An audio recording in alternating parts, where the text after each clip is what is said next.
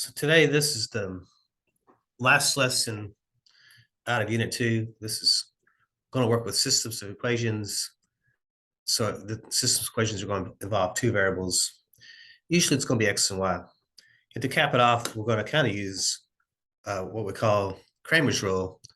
And we're going to be using these determinants to kind of help us solve a system of equations, which is actually, I don't know how it was developed at this time, but it's kind of a neat little pattern that comes from what we call matrix math to solve what we call systems of equations. So anyway, as we move forward here, I was going to use the graphing calculator, but I don't think the math really requires a whole lot of the graphing calculator, so we may not use a whole lot of that today. So with solving a system of equations involving two variables, there must be the same number of variables as there are equations. So if there are two unknowns, we're going to need two equations. So if there's two variables, then we need two equations. If there's three unknowns, then there would have to be three equations. If there's four unknowns, and then there would have to be like four equations. So this math can get quite complicated. And this is where technology comes in to help us expedite a lot of the math that otherwise could take us quite a bit of time to come up with the answer. Again, all math that we teach here, it can be done with pencil and paper, and for some people even they can do it all mentally. But for time's sake, the calculator is a really good tool to kind of help us keep it kind of moving forward. So one of the things we'll be doing is like solving a system of linear equations. Again, linear equations, they can be graphed. So when we talk about graphing them, the solution will actually be the point of intersection. So if the equation is in the form of ax plus by equals c, we can use x, y intercepts to graph the equation. If the equation is in the form of y equals mx plus b, if we can identify the slope and the y-intercept, that'd be the quickest way to graph the line. Again, the point of intersection is going to be the solution. So in other words, the solution is going to be an ordered pair. So got to remember that, the solutions to system equations is actually going to be some type of ordered pair. So if I want to solve this system of equations graphically, what I can do is find the x and y intercepts. So the first one here, if we look at this one, if I set x equal to 0, if I solve for y, that's going to find my y-intercept. So that's going to give me 2 times 0 plus y equals 9. That's going to be y equals 9. So 0, 9 would be the y-intercept. If I set y equal to 0 and solve for x, so that would be finding our x-intercept. So this becomes 2 times x plus 0 equals 9. So 2x equals 9. So x is going to equal 4.5. So if I can sketch those on my graph here, we'll make some tick marks here to start with.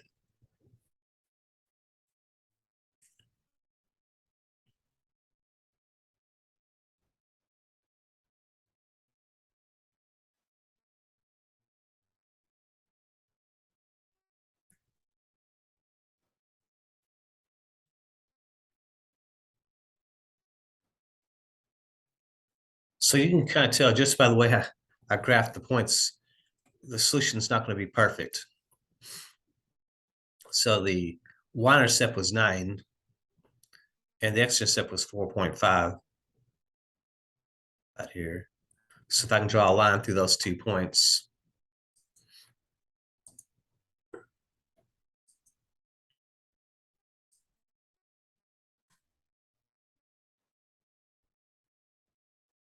okay.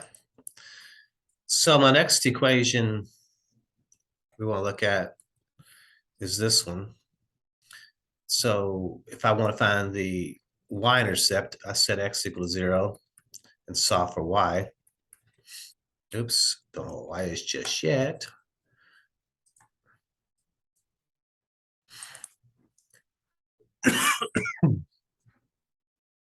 So that's going to be then 3 times 0 minus y equals 6. So negative y equals 6. So y would equal a negative 6. That would be the y-intercept. And then to find the x-intercept, I can set y equal to 0 and solve for x. So this becomes 3x minus 0 equals 6. 3x equals 6. So x would equal then 2. So my y-intercept would be negative 6. And my x-intercept would be 2. So if I graph that line,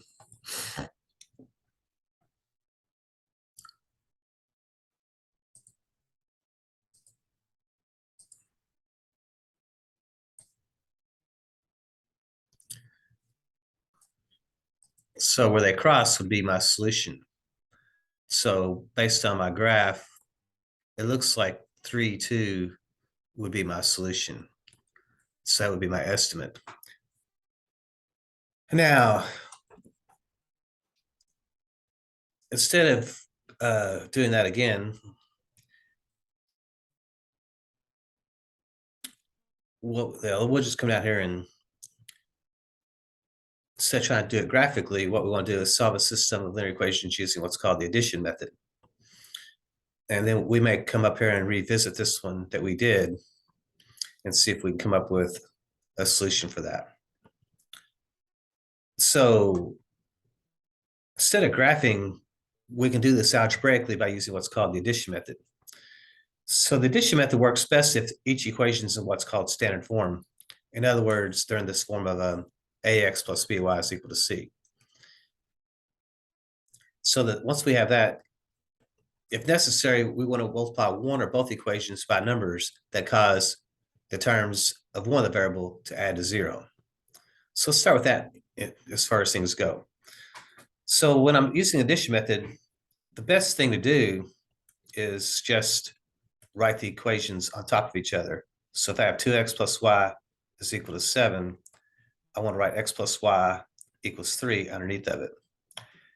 The addition strategy is add these two equations together, but to do that, I want one of the variables to disappear. And for that to happen, the coefficients have to be the same number, but different in sign. So if I look at these, I can kind of see that the y's have the same number. They both have a coefficient of 1, but they don't have a different sign. So what I'm allowed to do is I'm allowed to multiply one or both of the equations. Well, all I really got to do is multiply the first one by -1, and that's going to change all the signs. So this is going to turn into a -2x minus y is equal to a -7. And then I have this x plus y is equal to 3. Now when I add them together, notice that the y's will actually zero out. So that leaves me then a -x equals a -4. So if I divide both sides by -1, my answer is going to be x equals 4. So let's see what we did here. So step 2 was multiply one or both equations by a number that cause the terms of one of the variable to add to 0. So we multiplied the first one by -1, and the y variable term zeroed out. So we add the two equations together to eliminate one of the variables. So we did that. And then we want to solve this equation for the remaining variable, which would be x. Now we're on to step 5. Step 5 says once you find the value of x, substitute that back into either of the first equations to find the value of the other variable. So since it's solve for x, we're going to substitute x in for 4 in for x, either in the first equation or the second equation. The second equation looks a little bit easier. So I'm going to use the x plus y equals 3. So I'm going to substitute x in for that. So it's going to be 4 plus y is equal to 3. And then this is going to allow me to find the corresponding y value at this point. So to get y by itself, I subtract 4 here, as long as I subtract 4 over there, and that's going to get me my y by itself. So y would equal then this -1. So 4, -1 would be my solution. So remember, the x-coordinate goes first and the y-coordinate goes second. So that would be the point of intersection if I graphed it. So if I come back up here to this equation, if I want to verify that 3, 2 is the right answer, what I could do is look at these two equations and also have this 2x plus y is equal to 9, and this 3x minus this y is equal to 6. Notice that the coefficients of y, there's a 1y and there's a -1y. I don't even have to multiply either equation by anything. I can add them together right now, and the y's will zero out. So this gives me 5x equals then this 15. Then I can solve for x divided by each side by 5. X is going to equal 3. So it plays out really well from x value. Now to find my corresponding y value, I have to substitute that in for either equation. I'm going to use this first equation, 2x plus y equals 9. I'm going to replace the x with a 3. So it turns into 2 times 3 plus y is equal to 9. So 6 plus y is equal to 9. If I subtract 6 on both sides, I would end up then with y equals 3. So my solution should have been 3, 3. And you can kind of see that it's kind of halfway between there. I kind of rounded down where I probably could have rounded up as just as well. So that's where my graph was just off a little bit. So the actual point of intersection would have been 3, 3. So that's where graphing, we need a really good piece of graph paper, a really good straight edge to get the answer correctly. But what happens though is the graphs will always really just boil down to estimates, and the exact answers are going to be found through algebraic means. So that's going to be the better strategy in the end. So let's look at this set of equations here. Let's see if we can solve this system by using what's called the addition method, or sometimes I call it the elimination method. So the first step is to write the two equations under each other, one on top and one on the bottom. So the 3x plus 4y equals 2 goes underneath. So what I want to do is I want to add them together, but I want one of the variables to eliminate. And right now they will not. So I need the exact same coefficient, but they have to be different in sign. So I have to decide, do I want to try to eliminate the y's or do I want to try to eliminate the x's? Well, the 2 and the 3 are a little bit smaller than a 3 and a 4. So I'm going to go ahead and just try to eliminate the 2 and the 3. To eliminate the 2 and the 3, what I have to do is find a least common multiple. So I need to find the LCM of a 2 and a 3. So I have to list the multiples of a 2 and the multiples of 3. So I have 2, 4, 6, 8, 10, 3, 6, 9, 12, 15. So it looks like 6 is going to be the first number that works for us. So using that as a strategy, what I want to do is multiply this first equation by a number that makes a 6, and that's going to be a 3. So if I multiply the first equation by 3, I got to multiply everything by 3, both sides of the equation. So this turns into 6x plus 9y is equal to 3. Now, when I look at the second equation, I need to multiply the 3 by a 2 to get a 6, but I actually need a -6 for them to add out. So actually, I got to multiply the second equation by a -2 so that I have the same coefficient, but different signs. We call that a zero pair or opposites. So if I multiply everything by that -2, I end up with a -6x minus 8y is equal to a -4. So by doing so, my x's eliminate. I now have this y equals then this -1. So I have actually got that solved for y at that point. So now I want to substitute the -1 back into one of the first two equations. They don't look really much different. I'm just going to use the first equation here, and I want to substitute the -1 in for y. So to find x, I have 2 times, to find x, I have to substitute in for y.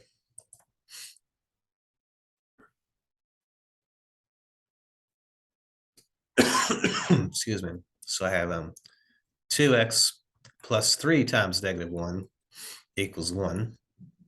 So it's going to be 2x minus 3 is equal to 1. And then to get x by itself, I have to add a 3 to both sides to start with. We now have 2x equals 4. Divide each side by 2. X is going to equal then 2. So my solution becomes then this 2, -1. That would be the point of intersection. So let's look at this next pair. I have x plus y equals 7 and x plus y equals 5.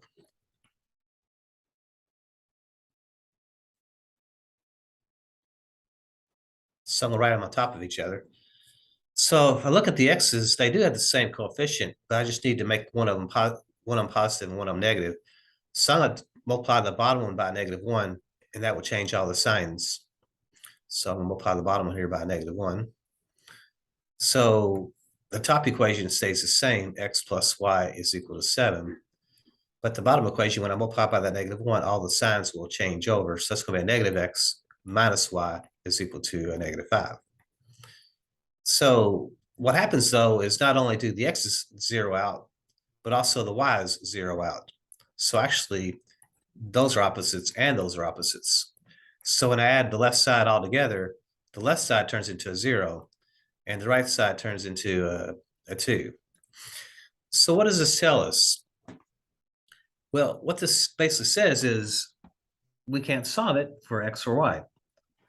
Now the catch is, if you look back up the original problem here, we have x plus y equals 7 and x plus y equals 5. If we graph these, y equals -x plus 7, if I solve for y. If I solve the second one for y, that would be y equals -x plus 5. What I pick up on is they have the same slopes, but they have different y-intercepts. So from a graphing perspective, the first equation, I'm going to have a y-intercept of 7. So I have a y-intercept of 7, and my slope is going to be down 1, right 1. So my first line kind of goes like that if I rough sketch it.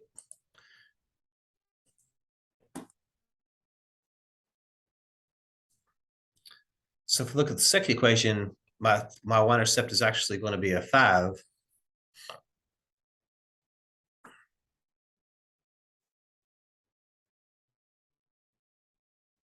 And my slope again, down 1, right 1.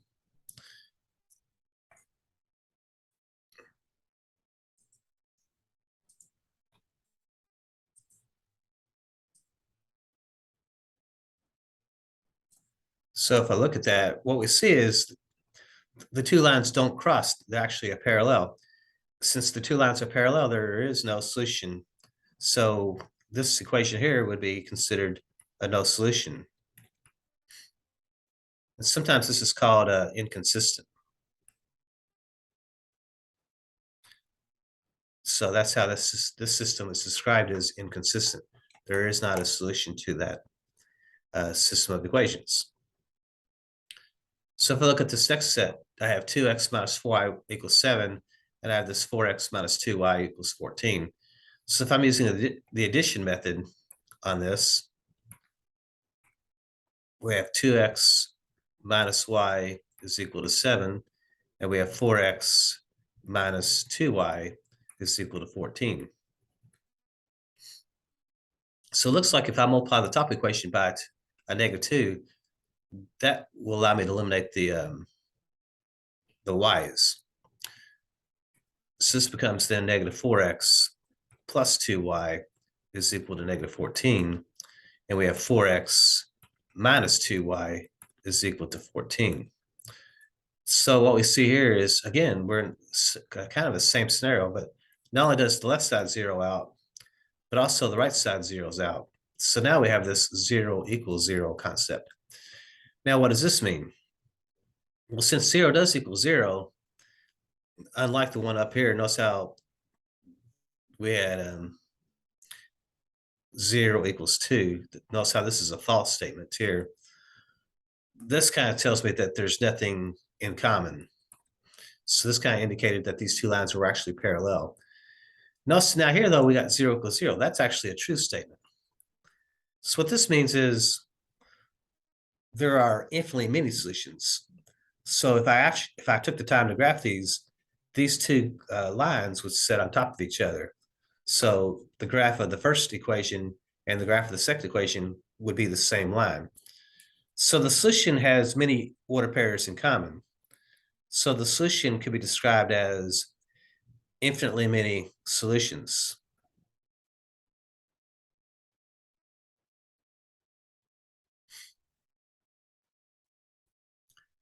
So that would be one way to describe it, as infinitely many solutions. Another way is you could actually say, if I use what's called set Miller notation, we could also say the set of ordered pairs such that they're on the equation 2x minus y is equal to 7. So I could just write that in that form there, since it doesn't matter which equation I use, it's the order pairs that are on that equation. So that would be another way to write it. So I think your MyLab just says infinitely many solutions is all you really got to write down. So another way to go about solving the system of equations is what's called the substitution method. The substitution method, what we want to do is we want to rearrange either equation to isolate one of the variables. So on these, we wanted both equations in what was called standard form. The x and the y on the same side of the equation and the constant on the other side of the equation.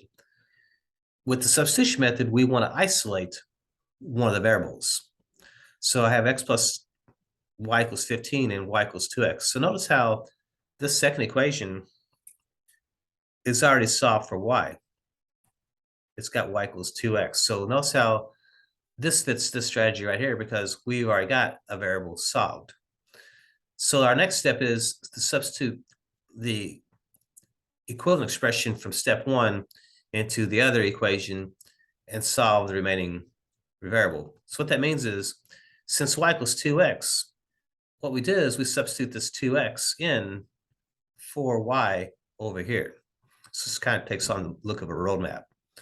So our new equation is going to be then x plus 2x equals 15. This enables us to actually solve for x. So combined like terms, we have 3x is equal to 15. If we divide both sides by 3, we have x equals then this 5.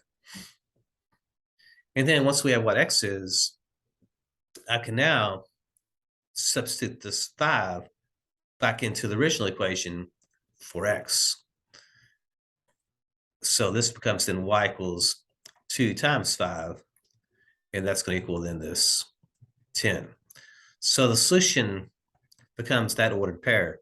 So these two lines would have intersected at the order pair 5, 10. That would have been the point of intersection. So that's considered our solution set. So this takes on a look at more of a roadmap, kind of drawing arrows everywhere. So if I look at these two equations, notice how both of them are in standard form.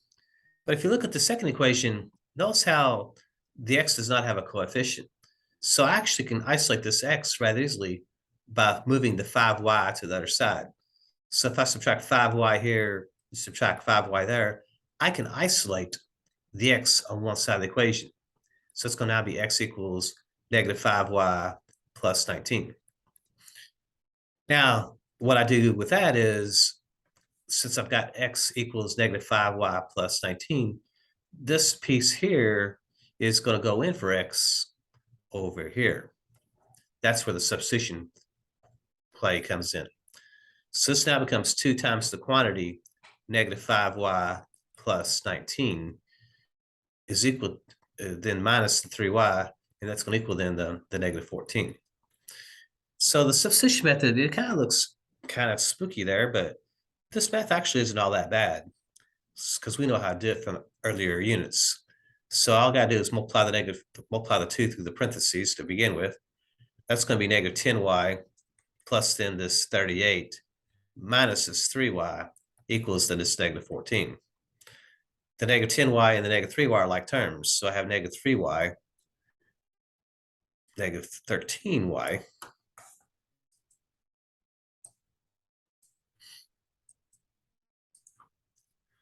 So negative 10 and a negative 3 would be negative 13y plus 38 equals negative 14. Then we can divide each side by, isolate the negative 13y by losing the 38. So we need to isolate by subtracting the 38. So get the 0 pair there. So the negative 38 on each side. So that leaves me now with this negative 13y. This zeroes out, and that gives me then a negative 52. So now if I divide both sides by negative 13, we have negative 52 divided by negative 13. And I believe that would be that'd be a 4.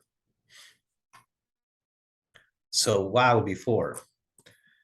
Now, the easy thing though is you just got to now substitute that 4 back in for y, and I can now find what x is. So the substitution method starts out hard, but it finishes easy. So x is going to equal then this negative 5 times this 4 plus this 19. X is going to equal then negative 20 plus 19. So x is going to equal negative 1. So my solution becomes then negative 1, 4. So that'd be the point of intersection if I graphed it.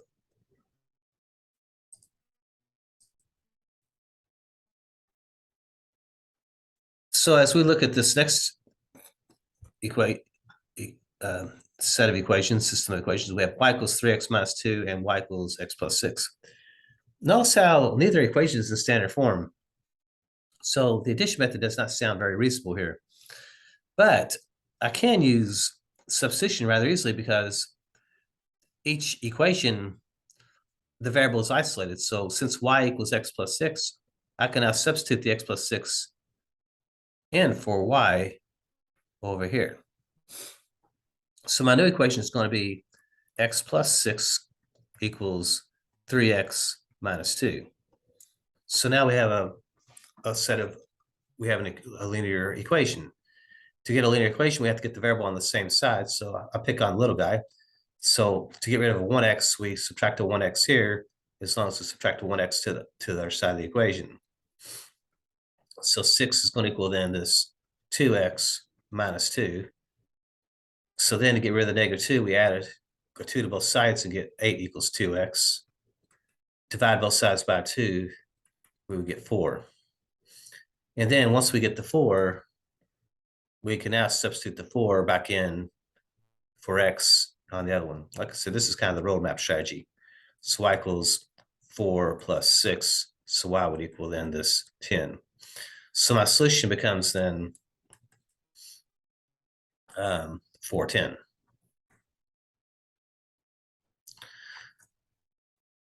So lastly, if I look at number 4, I would probably choose the elimination method since it's already in standard form. But let's just see what this would look like if I actually did choose the substitution method instead. So again, I can solve one of these equations for x or y. It looks like neither one of them is a good choice. I'm just going to go ahead and solve this first one for x. So to do that, I'm going to add a 6y to each side of the equation. So this is going to give me then 8x equals 6y minus 2. Then I have to divide each side by an 8.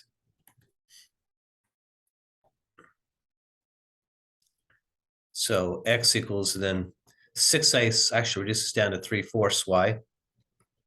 And then 2/4 reduces down to, 2/8 reduces down to a minus a 1/4.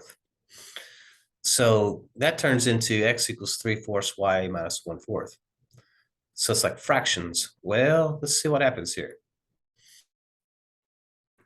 So again, this x equals thing, I'm going to come over into the other equation, and I'm going to substitute that in for x. So my roadmap begins. So this becomes then 4 times 3/4 y minus 1/4. plus 9y is equal to 7. Now, notice that when I multiply, I actually can go from the denominator up. So notice how I can go 4 actually divides into 4, and that gives me a 1. And 1 times 3y would just be a 3y. So that actually is doable. Notice how, again, 4 does go into 4 one time, and 1 times -1 would just be a -1. And then I'd have plus 9y is equal to 7. So even though we start with fractions, the fractions quickly divide out, and we got nice clean numbers again.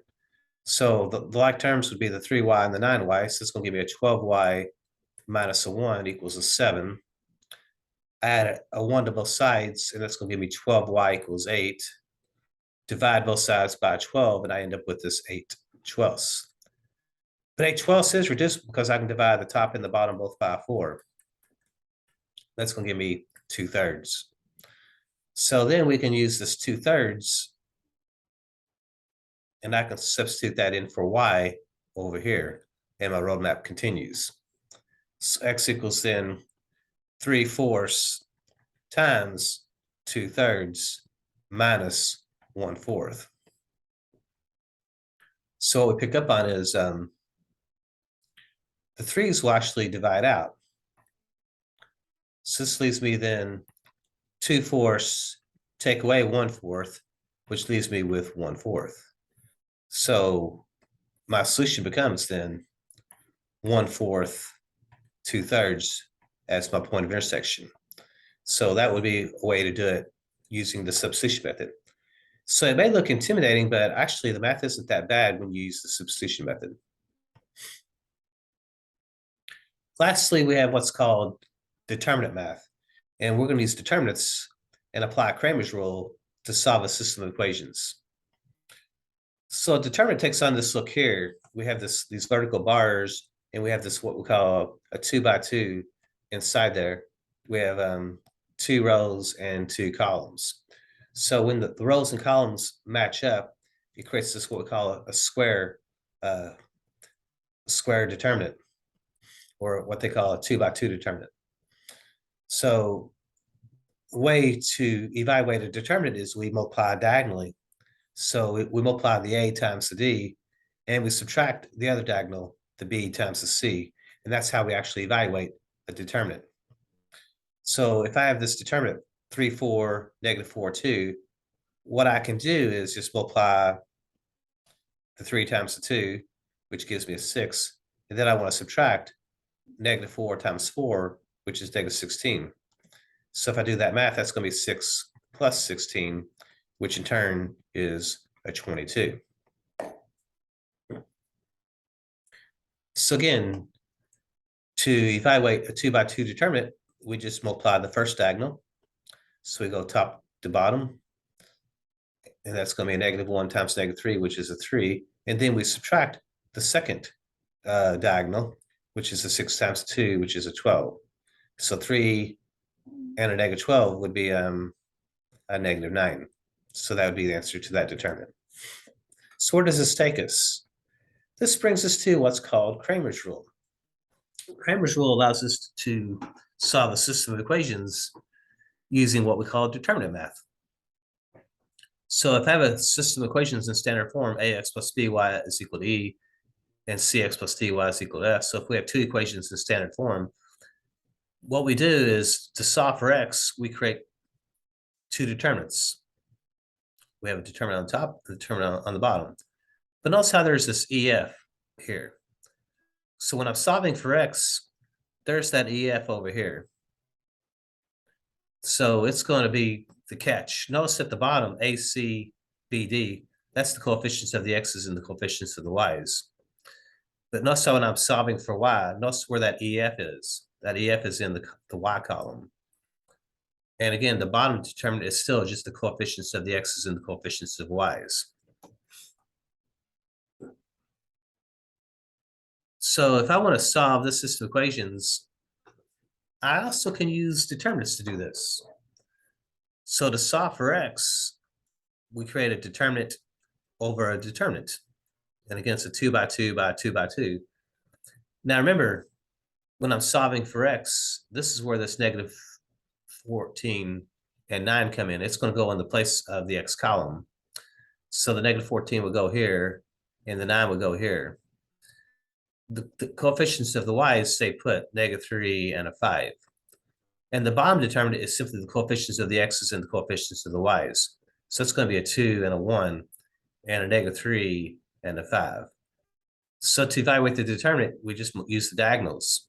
So we multiply the -14 times the 5 to start with. That would be, looks like that's what, -70. And then we're going to subtract the second diagonal is going to be -3 times 9. So that's going to be a -27. So in turn, that's going to be a -70 plus 27. So since the signs are different, this is actually a subtraction problem. 70 take away 27. Looks like 43. And since the bigger number is negative, that's going to be a -43. On the bottom, our first diagonal is going to be the 2 times the 5. Well, that math not nearly as big. That's just going to be a 10 minus 10. And the second diagonal is going to be the -3 times a 1. And that's going to be a -3. So this turns into 10 plus 3, which is going to be then 13.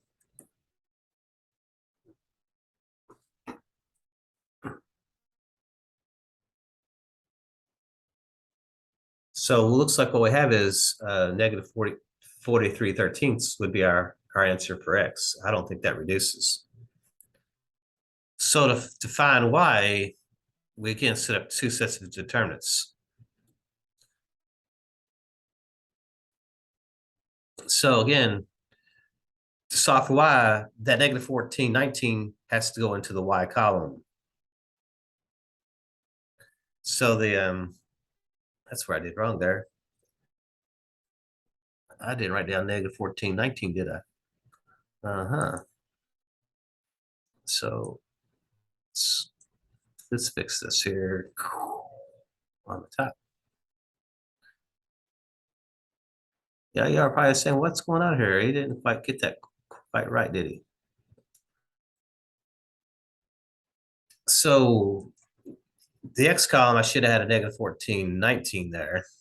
So we had a -70, and we're going to take away what's 19 times -3? That'd be what, -57. So that's going to be -70 plus 57. So if we subtract those, 70 minus 57,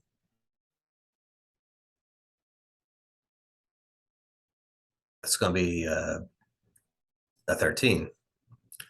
So it's actually going to be a -13 on the top. And on the bottom, the 2, 1, -3, 5 were okay. 10 minus -3 was okay. 10 plus 3, that gave us then this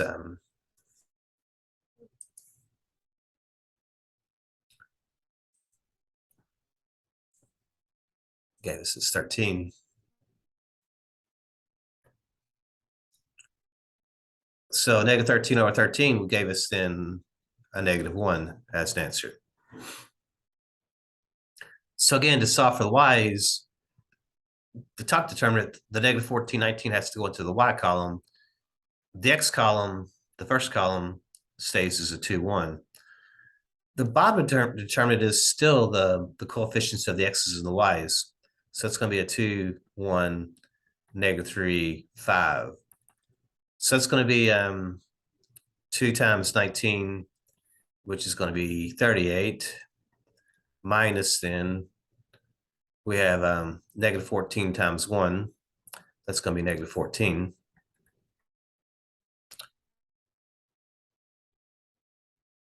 So it's going to be 38 plus 14, which is going to be end up 52 on the top. On the bottom, again, we should have the same math. 10 minus a negative 3. That's going to be 10 plus 3, which is going to be 13. And that would end up being a 4. So our solution is going to be then negative 1, 4 would be the point of intersection if we did that using graphing or the addition method or substitution. So let's look at this last example. I want to solve for x to start with. So again, we're going to set up two determinants. If I'm solving for x, this negative 1, negative 21 has to go into the x column. But the y column stays the same. So the coefficients of the y's are the 1s. The bottom determinant is simply the coefficients of the x's and the coefficients of the y's. So I'm going to have a 1, a negative 4, a 1, and a 1. So again, if I evaluate the determinant, I'm going to have a negative 1 times a 1, which is going to be a negative 1.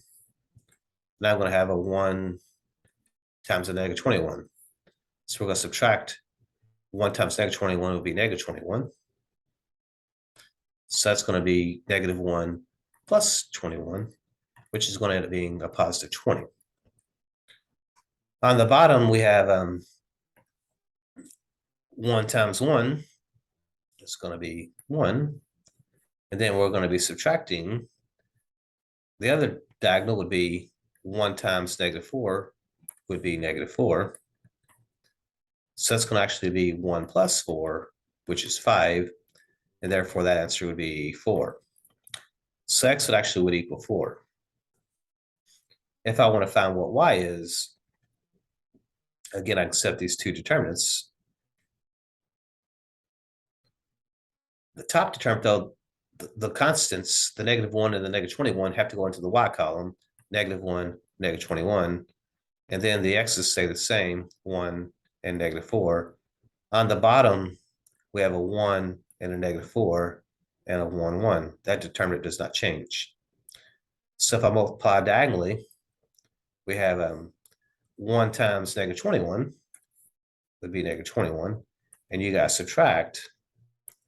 Negative 1 times negative 4 would be a positive 4. So that would be a negative 25. And this bottom determinant would be, again, 1 minus a negative 4. That's going to be 1 plus 4. So it's going to be negative 25 over 5, which is going to give me a negative 5. So that would be my y value. So my solution would be then 4, negative 5. So working with systems of equations, you kind of see as if we got into like 3 variable equations, the substitution method and the elimination method would become much more complicated, and therefore the system of determinants and things would actually become a more useful tool, especially with technology, because we could actually put that into our calculator to do some of the math as a time saver. All right, well, that concludes this lesson and the final lesson of Unit 2.